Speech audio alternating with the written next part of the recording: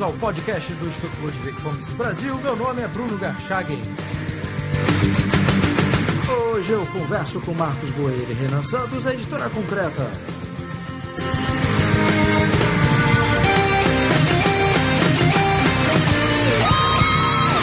Sejam muito bem-vindos, Marcos Boeira e Renan Santos. Muito obrigado, Bruno. É uma honra, é um prazer novamente estar aqui contigo. Muito obrigado. Eu que agradeço pelo convite, Bruno. Mais uma vez estar aqui contigo. Bom, eu que agradeço. E vamos falar do novo projeto, um novo livro a ser lançado pela Editora Concreta, né, que tem essa coleção, essa fantástica coleção Salamanca. E a editora está realizando mais uma campanha de financiamento coletivo, dessa vez para publicar o livro sobre o poder civil, Os Índios e a Guerra, do grande Francisco de Vitória, que não só é um dos grandes nomes da escola de Salamanca, como é um precursor aí da escola austríaca, né? A escola de Salamanca é um embrião, foi o embrião da escola austríaca de economia, que é tão importante para o Instituto Mises Brasil. Então eu queria começar com você, Marcos, te perguntando o seguinte: o que essa obra, né, que reúne dois textos do Francisco de Vitória, tem de tão relevante para que fosse escolhida como o segundo lançamento da coleção Salamanca? É uma pergunta, vamos dizer assim, que nos dirige para um campo que é, vamos dizer assim, especialmente importante nos dias atuais, né? Que é o problema enfrentado na seara das relações internacionais. Quer dizer, as duas relações que nós vamos lançar, elas nos dão não apenas bases teóricas e também epistemológicas para o correto entendimento dos direitos fundamentais e direitos humanos em geral no Ocidente, mas principalmente elas lançam luzes sobre os modos de proceder, né, política e geograficamente nas relações internacionais. E por essa razão, o Vitória é considerado o patrono da disciplina Direito Internacional. Então, dada a importância que o direito internacional vem adquirindo nos últimos anos, nas últimas décadas, eu diria, nada mais justo que o clássico e o patrono dessa disciplina, né, possa ser lançado no Brasil numa edição inédita, sob certo aspecto, né, e que possa, ao mesmo tempo, lançar certas luzes para todos aqueles que se debruçam sobre essa disciplina, né? Quer dizer, o estudioso do direito internacional, em particular, o estudioso da ciência política, jurídica e moral, de maneira geral, não só tem a possibilidade de, acessando essas duas relações, né, a relatio de potestate civile e a relatio de indis, né, nas suas duas partes, a relatio de indis prior, que é a primeira parte da reeleição dos índios, da releitura dos índios, e a segunda parte, que é a relatio de indis posterior seu de iure belli, né? E é vamos dizer assim, a investigação a respeito das bases da guerra justa e juridicamente factível, né? O estudioso de direito internacional que tem acesso a esse material terá condições de compreender como o direito internacional ele nasce, se desenvolve e quais são exatamente as bases antropológicas a partir dos quais essa disciplina se desenvolve no Ocidente. Então, eu acho que por essa razão essas obras vêm a contribuir nesse sentido, né? Eu vou fazer perguntas mais específicas sobre o trabalho do Francisco de Vitória, Marcos, mas antes eu queria perguntar para o Renan, que é o editor, né, da Editora Concreta, como é que está a campanha e de que forma que os interessados, né, nesse projeto de financiamento coletivo podem aderir a esse projeto de publicação? Oi, Bruno. A campanha atualmente ela foi lançada na sexta-feira, né? Ela não fechou ainda uma semana. Ela está num ritmo ainda relativamente lento perto de outras campanhas, assim, né, das que tiveram mais colaboradores, mas está recém no início e a gente está nessa época aí, pré-carnaval, vamos dizer, né? Então talvez o pessoal esteja segurando um pouco para colaborar mais adiante. E eu já recebi muitas mensagens de pessoas dizendo que vão colaborar mais adiante, na virada do mês e coisas assim, ou mais umas semanas mais adiante, porque não tiveram ainda como pagar suas contas, né? Ainda mais nessa crise que a gente está atualmente no Brasil, né?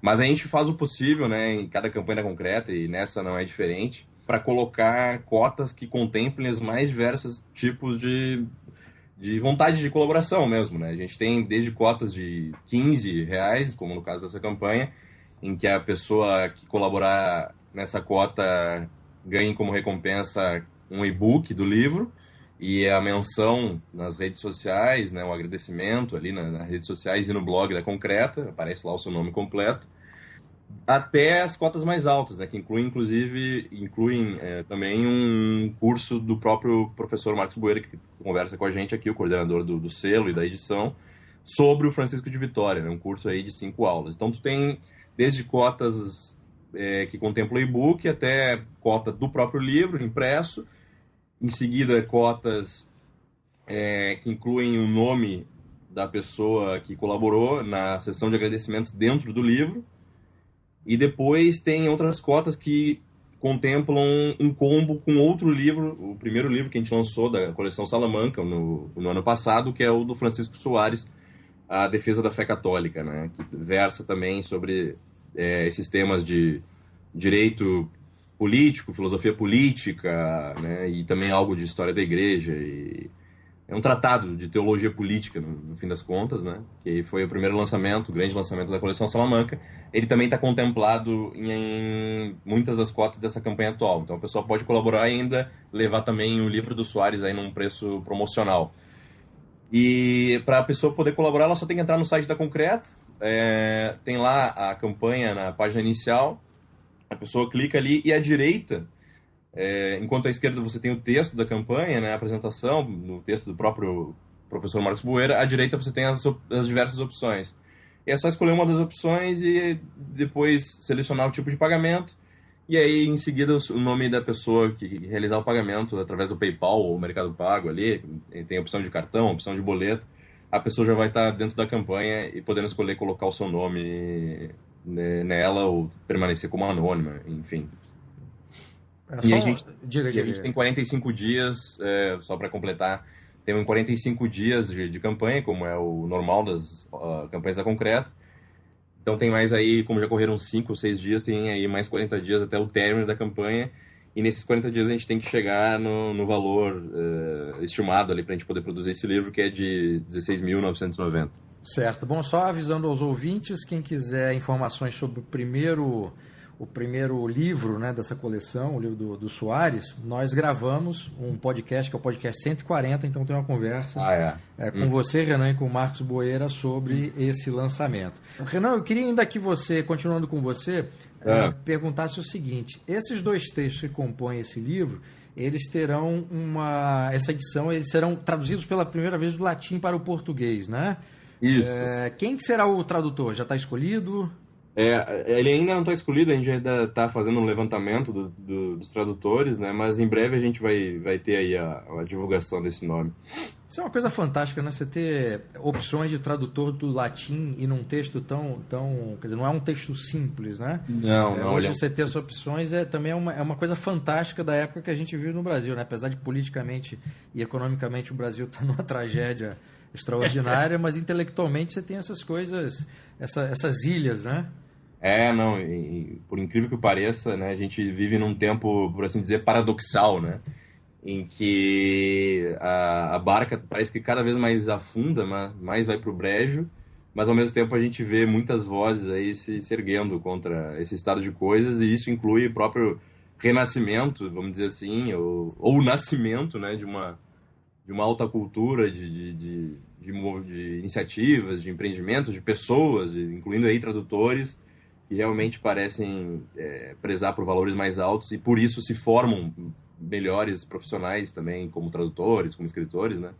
Infelizmente tem muitos bons tradutores aí de latim, e esse é um livro, como foi o do Soares, que exige um cuidado especial, porque não é aquele latim, por exemplo, escolástico, né? Que é um latim, apesar de ser um latim difícil, é um latim que é mais técnico, né? Então é uma tradução tem os seus desafios, claro, mas que não exige tanto uma adequação de estilo, né?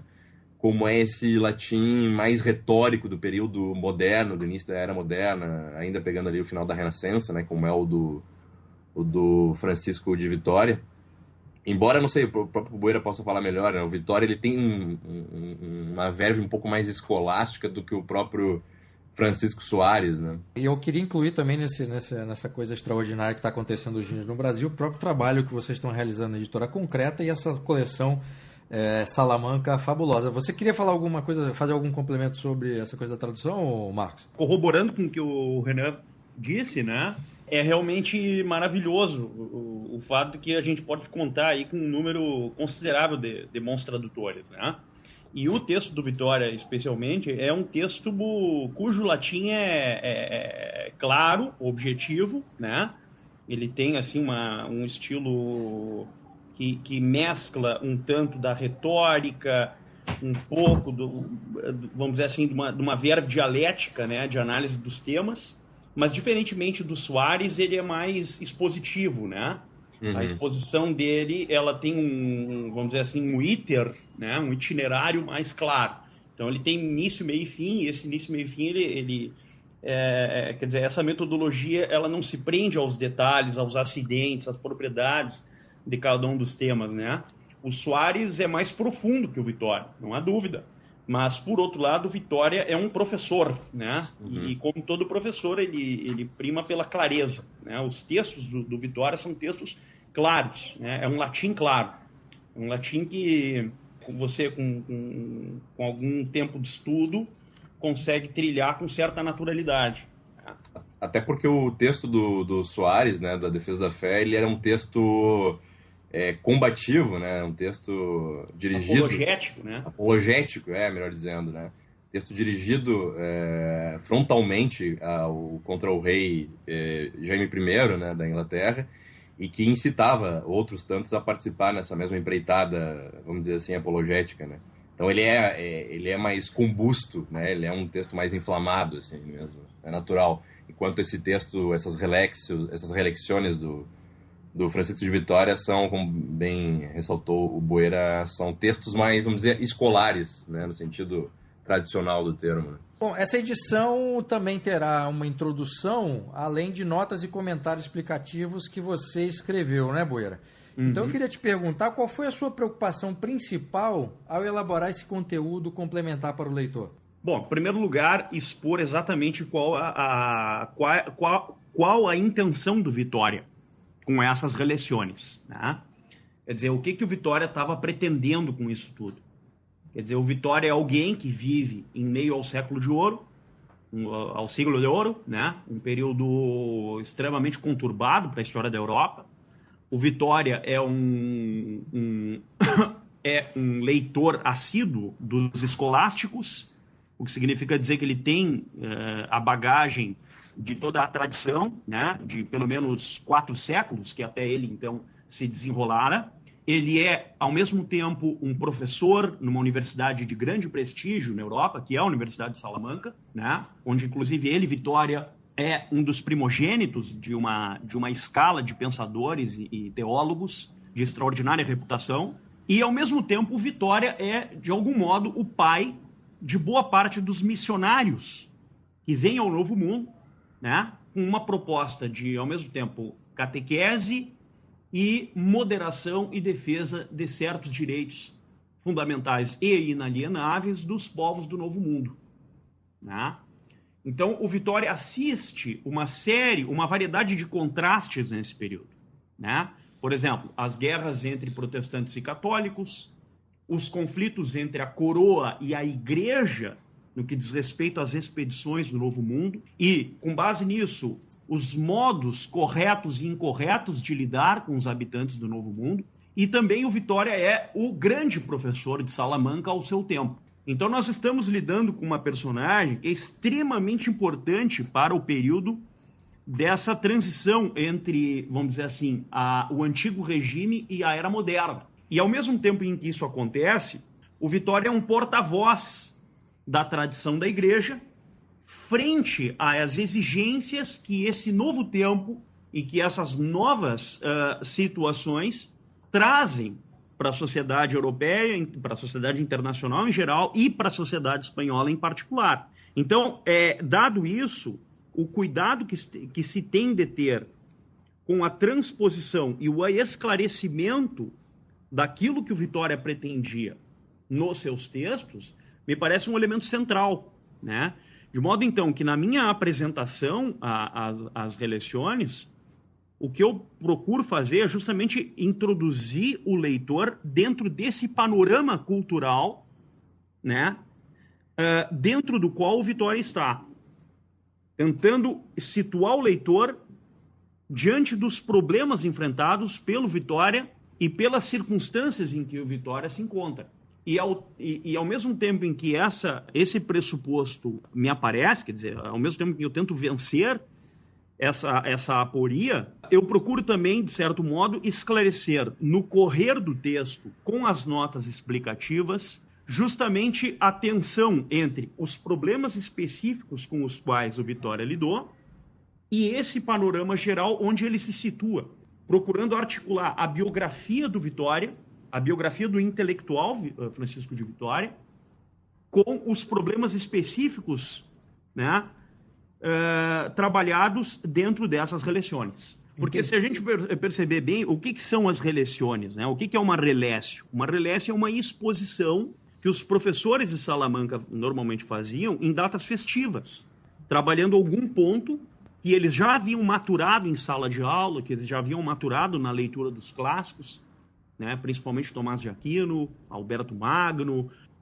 Duns Scotus e etc., e a partir da leitura desses clássicos, como esses clássicos podem servir, como essa base teológica pode servir para lidar com os temas atuais, né?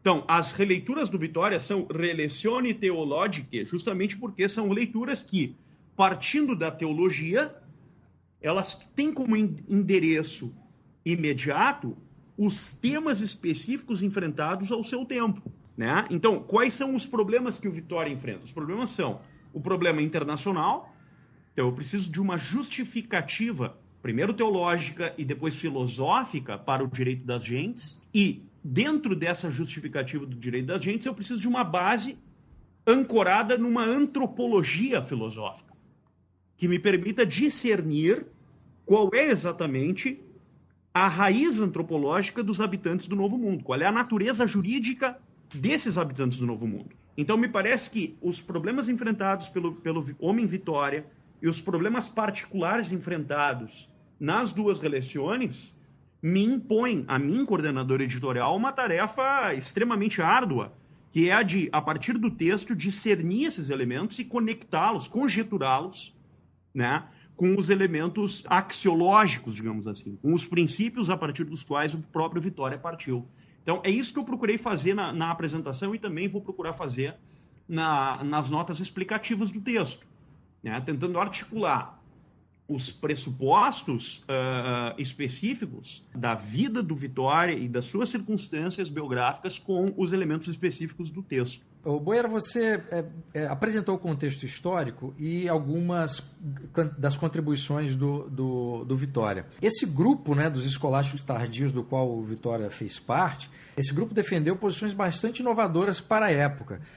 Assim como aconteceu em outras épocas anteriores e posteriores, o que aconteceu no caso desse grupo para que eles conseguissem, né, compor essas posições ou defender essas posições tão inovadoras?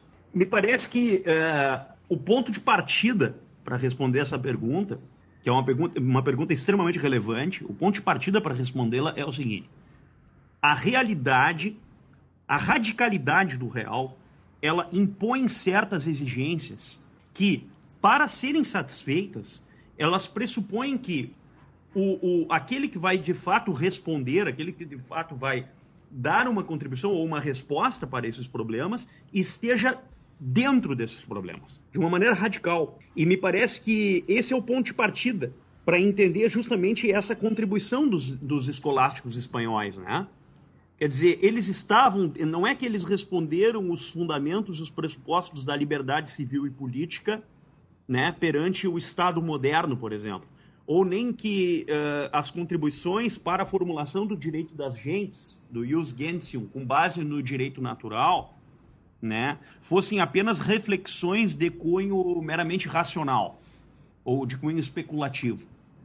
Mas eu diria mais do que isso, a reflexão em torno a esses problemas é uma reflexão que pressupõe um envolvimento radical desses teólogos, desses intelectuais, com as circunstâncias particulares da vida deles, das suas próprias vidas, né? E a partir das exigências e das dificuldades e das tensões com as quais esses intelectuais lidaram, é que emergiram uma série de respostas e teorias políticas e filosóficas que pudessem dar conta desses problemas todos, né? Por exemplo, a gente coloca o problema da liberdade. A liberdade tomada não apenas como um ato de vontade, mas como uma condição, né, de superação das dificuldades, por exemplo. Vamos entender, tentando entender a liberdade dentro desse escopo, né? Então, para responder adequadamente essa pergunta, claro, o conhecimento da tradição escolástica lhe dá, evidentemente, todas as ferramentas intelectuais e cognitivas, eu até diria metodológicas, para formular uma resposta adequada, né? Lógica, metafísica e racionalmente exigente. Mas isso não bastava. Seria necessário que, além do acesso a essa herança escolástica, também um envolvimento radicalmente biográfico dessas personagens fosse algo necessário. E o Vitória passou na pele isso, porque muitos dos seus alunos, né, foram enviados ao México e ao Peru como missionários, em expedições onde a vida não era garantida, onde a seguridade, a integridade física e pessoal não era exatamente uma certeza. Então, claro, o Vitória teve de lidar com isso. E atrás de si ele tem já toda uma bagagem, uma bagagem de experiências humanas que forneceram a ele elementos centrais para as análises que ele fez. Por exemplo, a análise sobre a dignidade, né, dos índios, né? Os índios são pessoas humanas. Os índios são detentores de uma dignidade ontológica, né, que lhes atribuem certos direitos humanos naturais. Então, afirmar isso hoje parece óbvio, mas afirmar isso no contexto do Vitória é algo extremamente problemático, porque significaria você estar enfrentando todo o establishment político e burocrático da coroa espanhola. E mais, o Vitória também é o resultado de um debate anterior, que foi levado por muitos missionários. Por exemplo, o debate do Bartolomé Las Casas com Juan Gines de Sepúlveda a respeito da natureza humana dos índios, né? Então, esse debate que foi travado nas juntas de Valladolid, em 1492, salvo engano, ele deu muitas bases para aquilo que seria depois, alguns anos mais tarde, o conteúdo mesmo da Relation de Índias. Então, me parece assim, entender esse problema é entender que não apenas o acesso à bagagem escolástica, mas principalmente a biografia intelectual desses teólogos, desses autores, era algo extremamente importante, extremamente relevante, né? Quer dizer, é você entender a liberdade, a propriedade, você entender a lei natural, não do ponto de vista de uma teoria social, política ou moral, mas mais do que isso, é você entendê-la como algo atinente às direções e às formas de vida que você elege como prioritárias, né, nas suas circunstâncias. Acho que essa é a questão, Bruno. Renan, como é que se cria um projeto não editorial no sentido amplo, mas num livro específico como esse, como é que se pensa graficamente o produto para atrair não só aqueles leitores previamente interessados, mas que a parte do objeto, né, livro, ela seja tão... ela consiga resumir essas dimensões da obra que o Boeira explicou e ela seja também atrativa para o público leitor? Bom, todos os livros da Concreta, né, muito pela sua linha editorial, que é apresentada aí nas suas diferentes coleções, né, os selos que a gente tem, desde o início eu sempre idealizei esses livros como objetos de estudo, né, estudo propriamente dito mesmo. E não, sei lá, meras decorações de bibliotecas de colecionadores, né?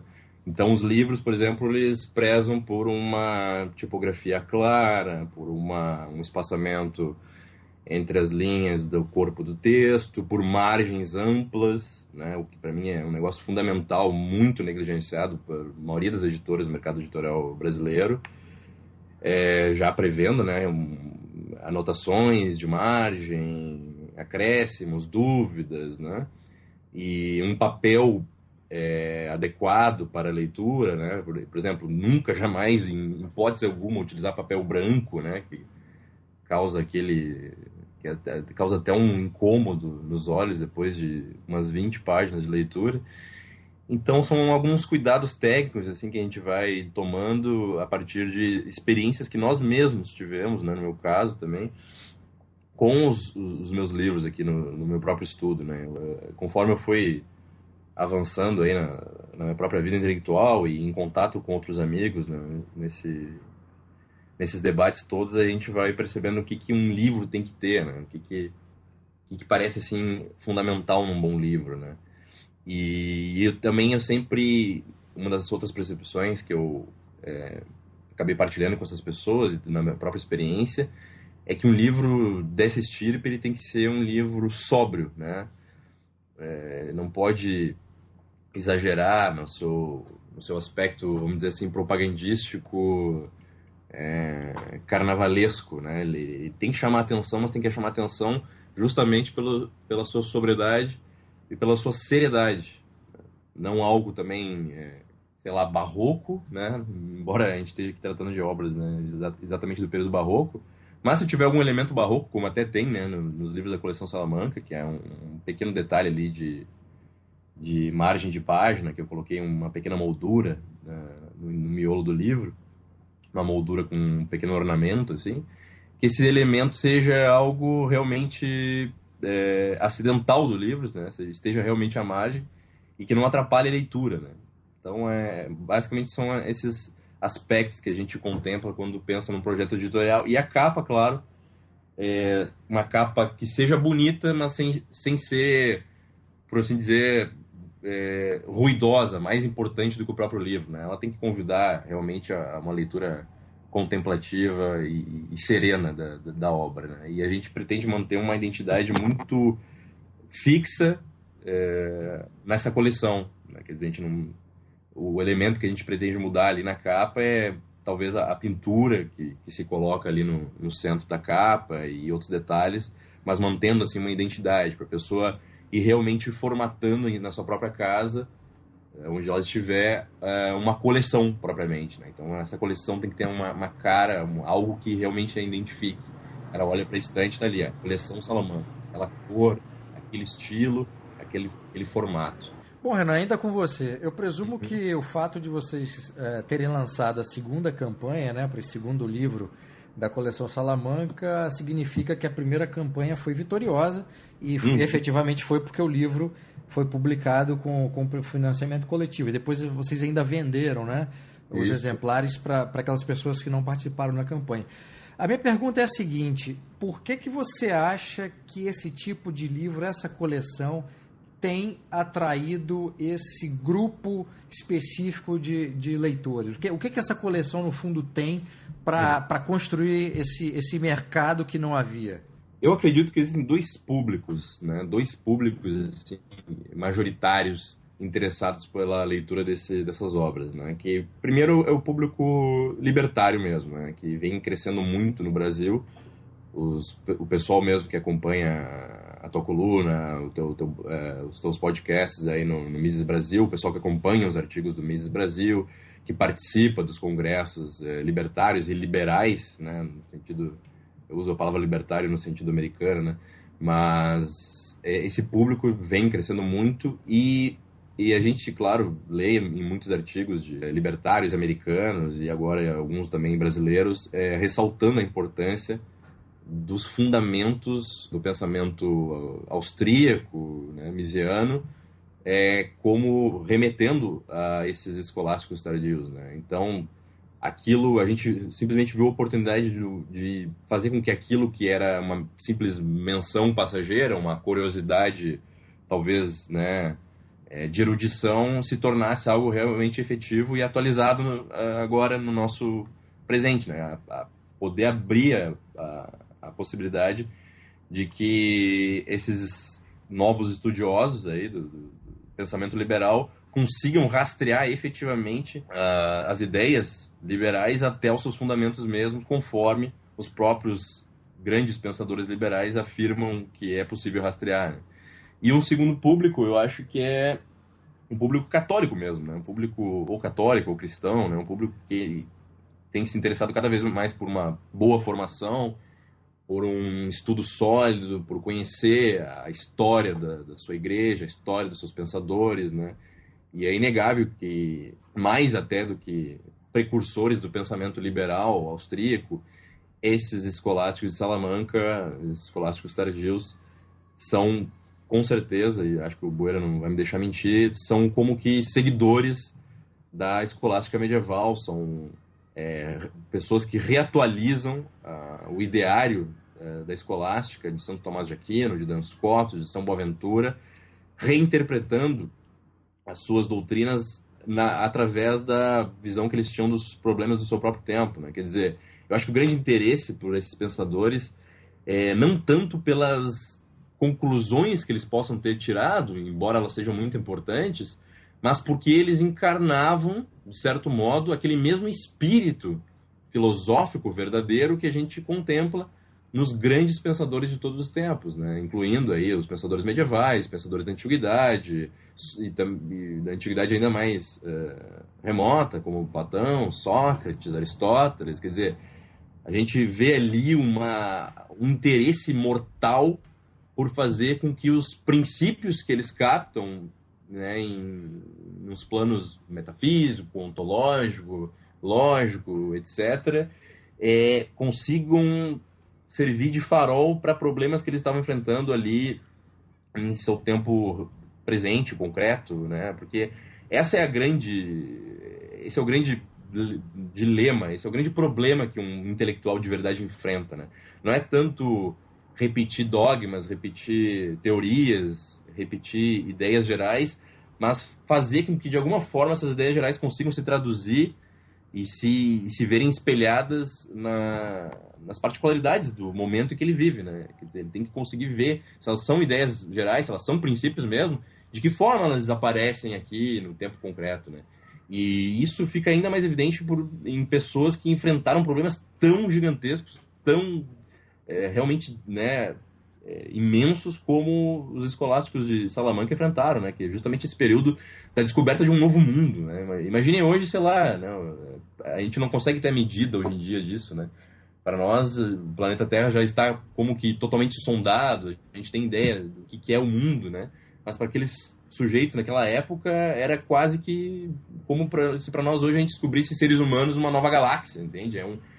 Realmente o descortinar de um novo mundo no sentido efetivo da coisa, né? E isso é um grande problema a ser enfrentado, e uma das investigações naturais que se deveria fazer, como o próprio Vitória acabou mostrando, afinal, essas pessoas que a gente está encontrando são humanas, né? Qual é o status ontológico dessas criaturas, né? Que tipo de sociedade eles podem constituir, qual é a nossa relação com eles, enfim, problemas diversos desse tipo que mostram um interesse absolutamente radical em entender a realidade, em compreender o lugar em que se encontravam. Boeira, você acha que um terceiro grupo, além dos dois que o Renan mencionou, que poderia ser o público leitor dessas obras que vocês estão lançando, seria o público acadêmico, universitário? Você, no seu trabalho como professor, você tem percebido isso? Claro, perfeito, sem dúvida. Cada vez mais hoje, vamos dizer assim, nas iniciativas acadêmicas e nos grupos de pesquisa, né, existe como que duas perspectivas, né? Uma perspectiva é aquela que se contenta com os autores selecionados, com os patronos de uma determinada disciplina ou de uma determinada linha ideológica e que condicionam as investigações posteriores, né? Isso acontece e isso ainda é, digamos assim, o panorama predominante na academia. Mas há um outro público acadêmico, um público de pesquisadores que procura justamente, partindo dos autores predominantes, perfurar aquelas barreiras que impedem o acesso aos clássicos né? E buscar nas fontes mesmas dessas disciplinas, os patronos dessas disciplinas, as principais contribuições na história da civilização, né? E isso a gente nota numa área específica que é a área do direito internacional, né? Todo aquele que estuda o direito internacional, né, embora estude claramente os problemas atuais, os autores contemporâneos, as instituições internacionais, políticas internacionais e as instituições da comunidade internacional, apesar de todo esse estudo, que é extremamente importante e fundamental, existe também a necessidade de você fazer uma ponte com a história da tua disciplina, né? Quer dizer, entender uma disciplina é entendê-la tensional e dialeticamente dentro da sua história, né? Então, entender a história do direito internacional é entender a disciplina desde as suas raízes. E entendê-la desde as suas raízes é necessariamente entendê-la desde os clássicos da disciplina. Pufendorf, Grotius e principalmente o Francisco de Vitória, né? Então, me parece que essa obra, ela também vem a contribuir para esse terceiro público, que é o público acadêmico, né? Especialmente o público, o pesquisador da área de direito internacional, né? Que tem no Francisco de Vitória, se não o patrono da sua disciplina, pelo menos certamente um dos 3 principais autores, né? Um dos clássicos da disciplina. Então me parece que essa obra também vem a atender esse terceiro público, né? No Brasil, especialmente. Professor Marcos Boeira, Renan Santos, muitíssimo obrigado pela entrevista e mais uma vez parabéns por esse trabalho que vocês estão desenvolvendo, não só nessa coleção Salamanca, mas no trabalho da Editora Concreta. Muitíssimo obrigado. Foi uma honra, um grande prazer, um abraço em todos os amigos do Instituto Mises, né? Na tua pessoa, Bruno. Muito obrigado, Bruno, pelo convite, mais uma vez, foi uma imensa honra estar presente nessa entrevista e conto com, né, todos os ouvintes aí a colaborar na campanha da Concreta. É só entrar no site lá e conferir. Muito obrigado.